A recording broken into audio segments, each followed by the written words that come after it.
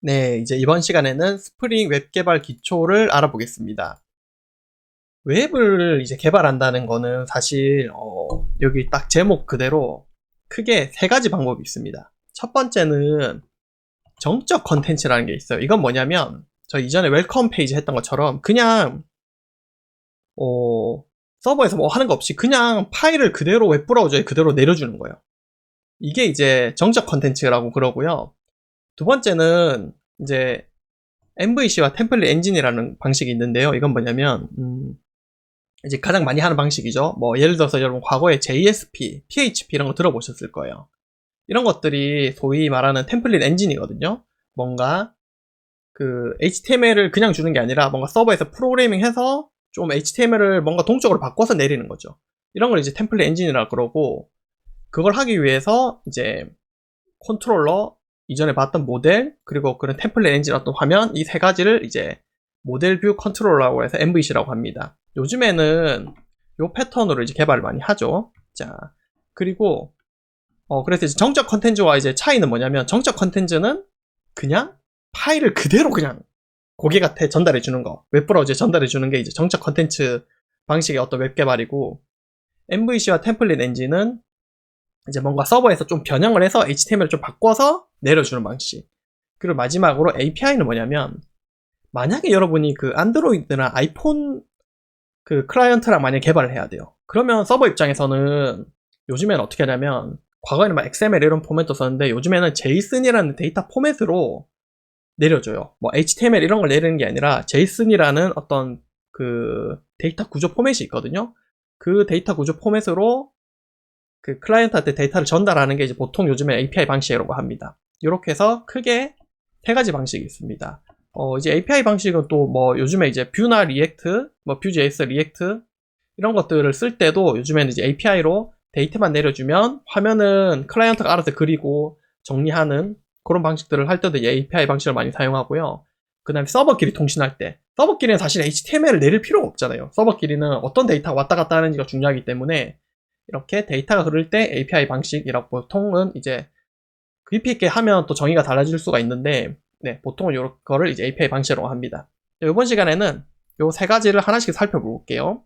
요게 이제 제일 큰 그림이고, 디테일하게는 여러분들을 이제 스프링 웹 개발 같은 거를 들어보시면 될 것 같아요.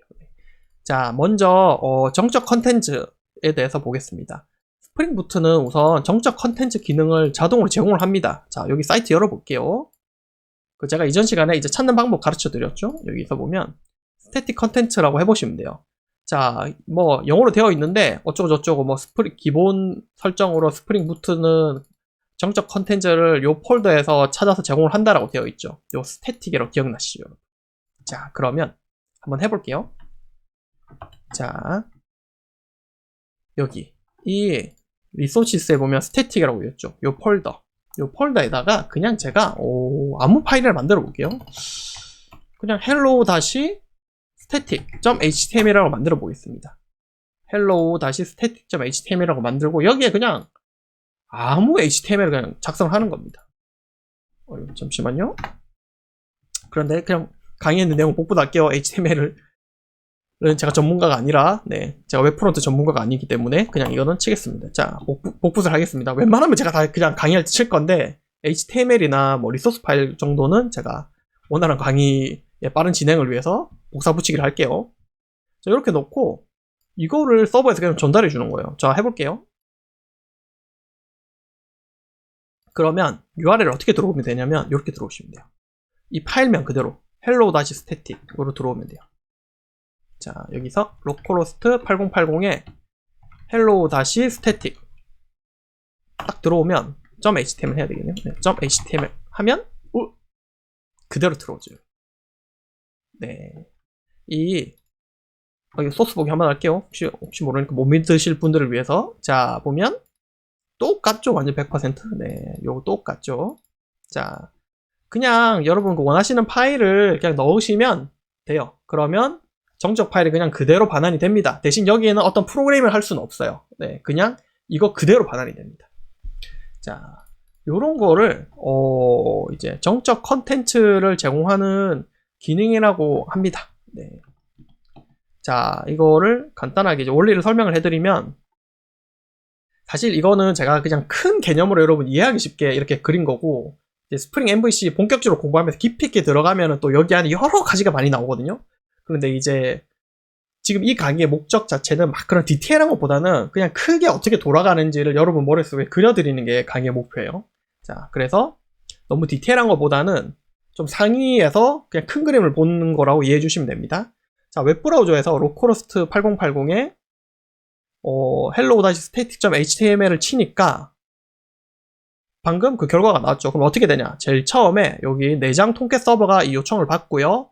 그런데 hello-static.html이라고 왔대라고 스프링한테 넘깁니다. 근데 스프링을 어떻게 하냐면 먼저 그 컨트롤러 쪽에서 hello static이라는 게 있는지 먼저 찾아봐요. 컨트롤러가 먼저 우선순위를 가진다는 뜻이에요. 자, 근데 hello-static에 hello라고 컨트롤러는 있었지만 hello-static이라는 컨트롤러는 없죠. 이와 관련된 어떤 매핑이 된 컨트롤러가 없죠. 자, 그러면 어떻게 하냐면 그 다음에 이 스프링부터가 어떻게 하냐면 여기 내부에 있는 이 리소시스 안에 있는 스태틱의 hello-static.html이라는 걸 찾습니다. 자, 그렇게 해서 얘가 있네? 하면 얘를 그냥 딱 반환을 해주는 거예요. 간단하죠? 네. 그래서 정적 컨텐츠는 이런 식으로 됩니다. 자, 다음 시간에는 이제 본격적으로 MVC와 템플릿 엔진을 어떤 식으로 동작하는지 한번 보겠습니다. 감사합니다.